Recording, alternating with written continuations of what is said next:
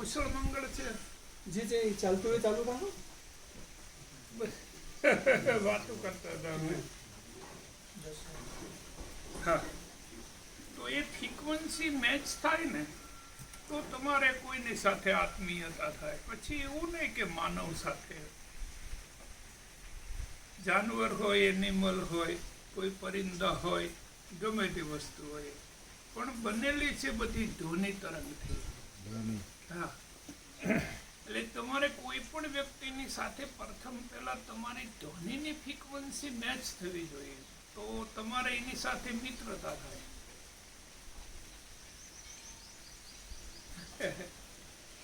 मगर ये बात आपको मैंने ना बहुत बारी मैंने क्या खुद भी अनुभव किए, जो आप बात बोल रहे हो ना, ये मतलब सोने जैसी बात है, 100%. मतलब इसको कोई खारिज कर ही नहीं सकता है. मैंने मेरे जीवन में इतनी बारी किया है ना, जिसकी फ्रीक्वेंसी मैच नहीं होती ना, वो अपने आप जीवन से चला जाता है. कब चला जाता है वो भी पता नहीं चलता है.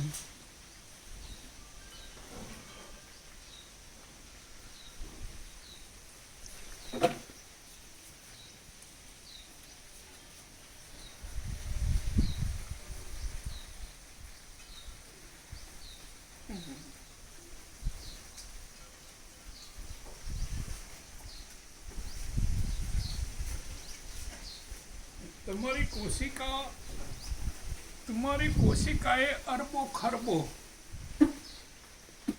ये ध्वनि फ्रीक्वेंसियों की रिदम का परिणाम है.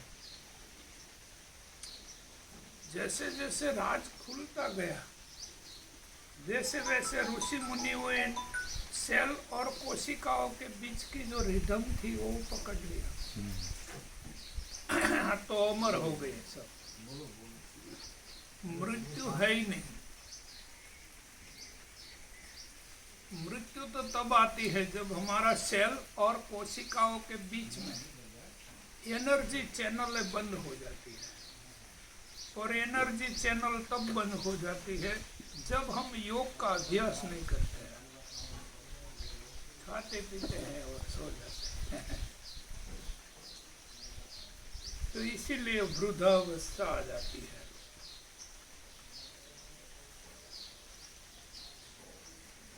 और पूरा ब्रह्मांड में ये ध्वनि तरंग से ही सब बना हुआ है. तुम्हारी फ्रीक्वेंसी जिस चीज के साथ मैच हो जाएगी वो तुम्हारी हो जाएगी. और जो वाइब्रेशन की फ्रीक्वेंसी सेट नहीं हुई तो जो तुम्हारी है वो भी चली जाएगी. ऐसा ऐसा સૂક્ષ્મ કેટલું સૂક્ષ્મ છે અને વિરાટ કેટલું વિરાટ છે.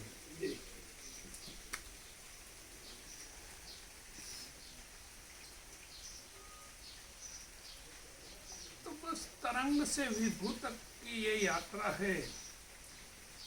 बड़े से बड़ा वैराट की जो गिनती की गई है वो सूर्य है. और छोटे के छोटे जो अणु की गिनती गई है वो बोझोन है या गोड पार्टिकल. वहां से लेके वहां तक प्रकृति कुछ करती नहीं है. प्रकृति क्या करती है, तो मान लीजिए कि ये एक लकड़ी की सड़ी है, तो प्रकृति ने ये परमाणु की जो चैनल है ये एक डिजाइन से फिट किया हुआ है. तो ये टेक्सचर है लकड़ी. अब 8-10 दिन के बाद प्रकृति को ऐसा लगा कि चलो भाई ये लकड़ी की चैनल है परमाणु की, इसकी थोड़ा चेंज करो, तो फिर यही कोयला बन जाएगी. परिवर्तन हो गया. तो फिर कोयला का जो टेक्सचर है वो भी थोड़ा समय रहेगा और प्रकृति को ऐसा लगेगा कि चलो भाई इसको भी जरा चेंज करो, तो ये ग्रेफाइट हो जाएगी. और ग्रेफाइट का भी टेक्सचर थोड़ा दिन रहेगा और प्रकृति को ऐसा लगेगा चलो भाई इसको भी थोड़ा चेंज करो, तो फिर ये डायमंड हो जाएगी. बात समझ में आ रही है? तो प्रकृति कुछ करती नहीं है, सिर्फ आती है, देखती है, चेंज हो जाता है. બાપુ એ આપણે પરિવર્તનની વાત થઈ તો વિરાટ સ્વરૂપ છે, ધારો કે પૃથ્વી છે, પછી છેલ્લે બ્રહ્માંડ છે, એ વિરાટ સ્વરૂપ. સૂક્ષ્મ તો કોઈ અણુ છે, પરમાણુ છે, ઇલેક્ટ્રોન છે, તો સૂક્ષ્મતા કેટલી ગહેરી છે અને વિરાટપણું કેટલું ટોપ ઉપર છે.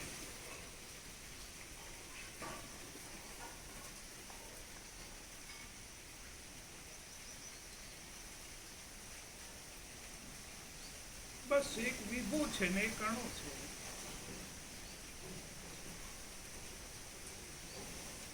બસ બેની વચ્ચે ટ્રાન્સફોર્મ થતું રહે.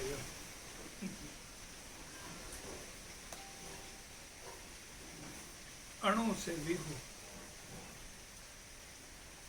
તન માત્રા મરે નહીં કોઈ દળ. પૃથ્વી એક ભૂત છે મોટો અને ગંધ તેની તન માત્રા છે. એ અવિનાશી છે, અજર છે, અમર છે. એનું કોઈ દાડો મૃત્યુ નથી છે. એમ જળ એક ભૂત છે પણ જળની જે રસ તન માત્રા છે એ અમર છે, અજર છે, અવિનાશી છે. એનો કોઈ દાડો એટલે મૃત્યુ નથી. એવી રીતે અગ્નિ છે એ ભૂત છે પણ રૂપ તન માત્રા છે, તો એનો કોઈ દાડો મૃત્યુ નથી.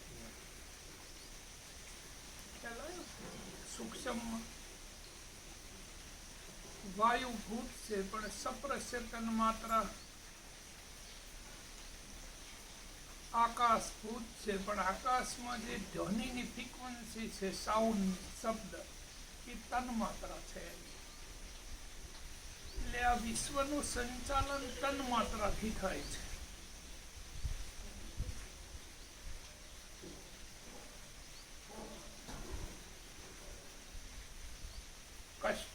કસ્ટમમાં કોઈ દાડો આમ ઉભો રહ્યો છે? કસ્ટમ વાળા કઈ રીતે કામ કરે?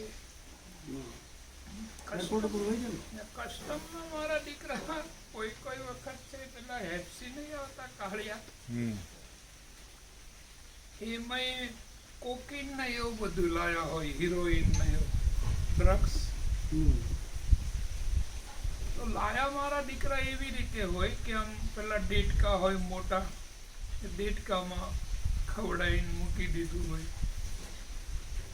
કોઈ વાર ચીપ લાયેલા હોય તો ચીપમાં ભરેલું હોય, એટલે એ તો ગંધાય ને,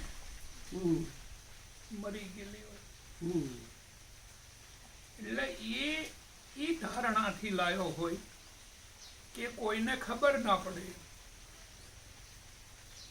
એની મારા બધા કૂતરા લોકોએ પાળેલા હોય ને, એને માછલીની ગંધ નો આવે, ડ્રગ્સ ની જ આવે. મરેલી માછલીની મય ભર્યું હોય તો ડ્રગ્સ શોધી કાઢે. ચલાયો કે નહીં? એટલે ગમે તે રીતે તમે છુપાવો પણ છુપે નહીં. તેની સેન્સ એટલી ડેવલપ છે કે પેલા મરેલા એની મય ખાલી લાવે તોય પકડી લે કૂતરો. તો એને ખબર પડી જાય કે આમાં ડ્રગ્સ છે.